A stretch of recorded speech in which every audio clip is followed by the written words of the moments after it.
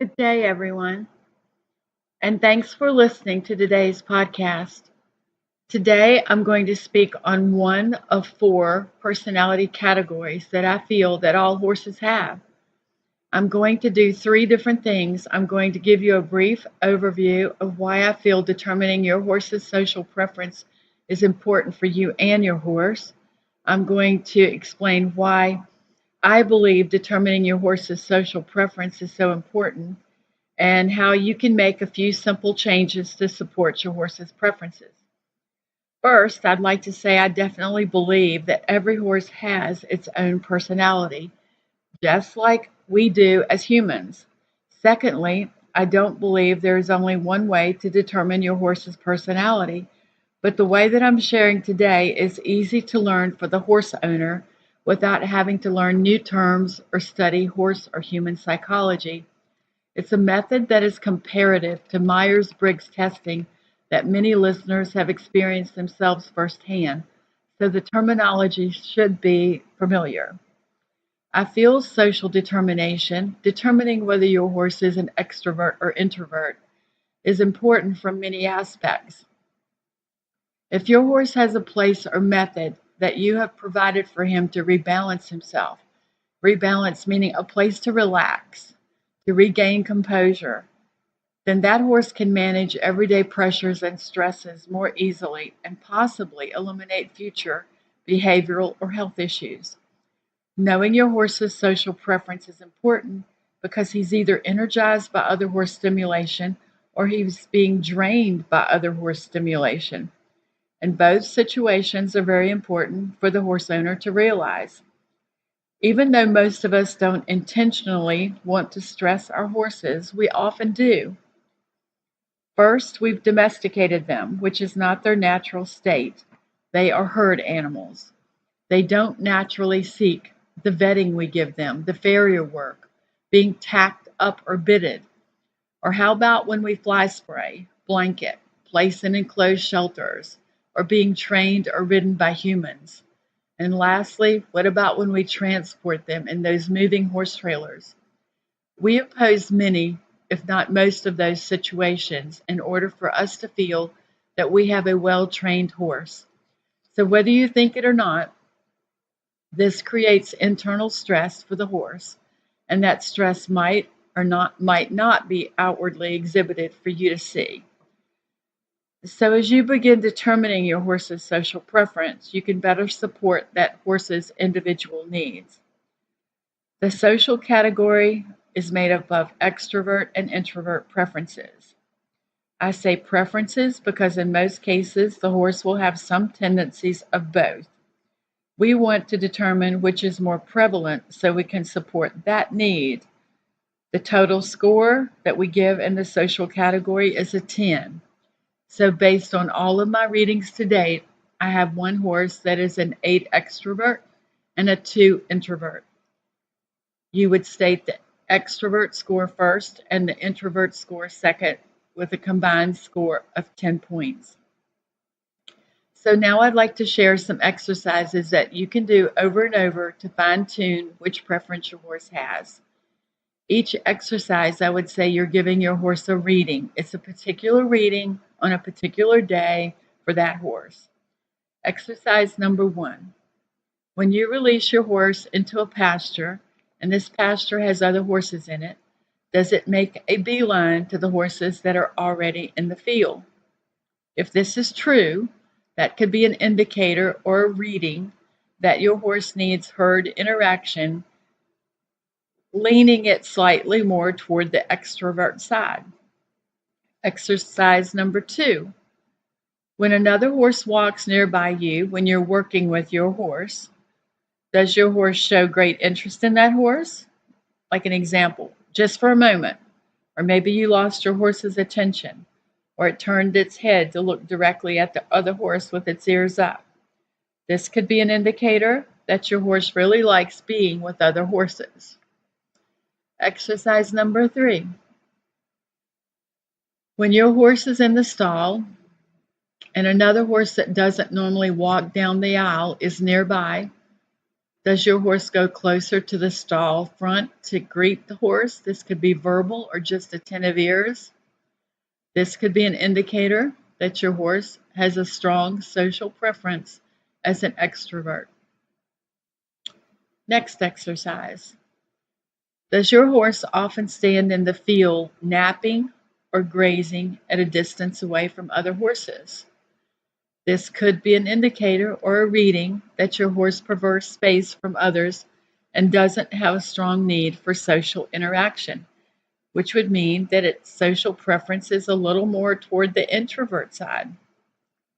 Does your horse sometimes pace in the stall when there's other horses in stalls nearby for no apparent reason? And no horses are being led outside of the barn at this time either. This could be an indicator that the stall confinement with another horse in the stall beside of him, or possibly on both sides of him, is creating undue stress, and this horse needs less social interaction to relax, meaning more space away from other horses. Another exercise.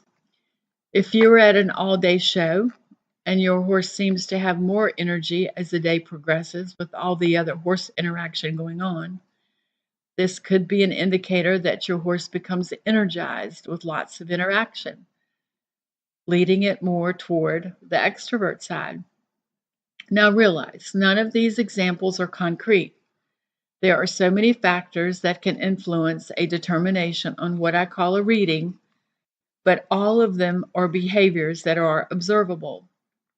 You can increase your awareness without it taking any extra time on any given day, and this will help you learn your horse's preferences. So now let's look at what could have been some influencers that could have thrown a reading off. In exercise number 1, it could be that the horse that was released into the pasture with the horses already in the pasture was only going to see his best friend. Or in the scenario with the horse walking down the aisle, when you were working with it, that it was only going to look to see its best friend. In other words, it didn't particularly want to be in the midst of a herd of horses or a number of horses. It was selectively choosing one that was its best friend. But if you know your horse, you would know whether this was true or not. Was that a best friend? And the other exercise, when you were observing your horse in the pasture away from other horses when it was napping or grazing. Remember, horses will gradually walk away as they become more and more interested in particular grass, or they're seeking the best grass. So was it an intentional walk away from the herd, or was it a non-intentional walk away from the herd? Again, learn about your particular horse. In the example of the pacing in the stall, could that have been created from past trauma and now has become a vice that is exhibited when stress rises and not directly correlated to him needing more space from other horses at this time? When you were observing your horse at the all-day show, a factor that might have played into the horse becoming more energized was the level of training the horse had accomplished. If not fully prepared for an all-day show, stress can also be exhibited by more energy. Now, this is stress showing the horse more energy, not being energized by the interaction. So be watchful as to whether the energy is, I'm loving life energy, or I'm not fully prepared for what you're asking for me energy. My point here is that gathering accurate readings on your horse will take multiple observations, not just one observation. And you also have to know considerable history about your horse to make accurate readings. There are many factors that can contribute to why a horse does things it does naturally. But please don't delay beginning to observe, because you need to create a baseline. And over time, that baseline may change as you become more and more aware of your horse's social needs, but the baseline is important so you can make changes. Now, I promise some simple changes that you can kind of give a try to better support your horse. If you feel that your horse is an introvert, when stalling your horse, put him in an in-stall or put his buddy beside of him. This could also apply when trailering a horse, or even placement at a tie rail. The placement of where you tie your horse can eliminate undue energy for an introvert. If your horse begins pacing in a stall, if possible, tie him in the stall near his hay for a short while to break the cycle, redirect his attention to something else for 5 minutes, or turn him out. If showing your horse and you feel he's an introvert, you could choose less classes. And this would give your horse breaks. And when you take the breaks, take him back to the stall or back to the trailer. Get him out of the area where all the other horses are going in and out of the gate or practicing so he has time to decompress and relax. If you have an extrovert horse, give your horse lots of opportunities for stimulation with other horses. If possible, add a horse to the pasture, a horse that's compatible, obviously. If pastured alone, put horses on each side of him in the barn if you possibly can. If he's the only horse you own, create lots of opportunities to have other horses around him and give him lots of times with you. I hope this has been helpful information. And if you would like to read more about determining your personality preference or your horse's personality preference, you can order my book, Equisology, from my website store. That's thehorseConnectionLLC.com. And I invite you to be watching for the podcast on the second personality category. This is a total different category, but it's on how your horses learn. And to summarize this podcast, remember, depending upon your horse's personality preference, the exact same situation can be stimulating or energizing if your horse is an extrovert. But that stimulation in that same situation can be draining to your horse if it's an introvert. It's up to us, their caretakers, to provide what they need. And we can make simple changes that can make a big difference in the life of your horse partner. I hope you have a great day observing your horse.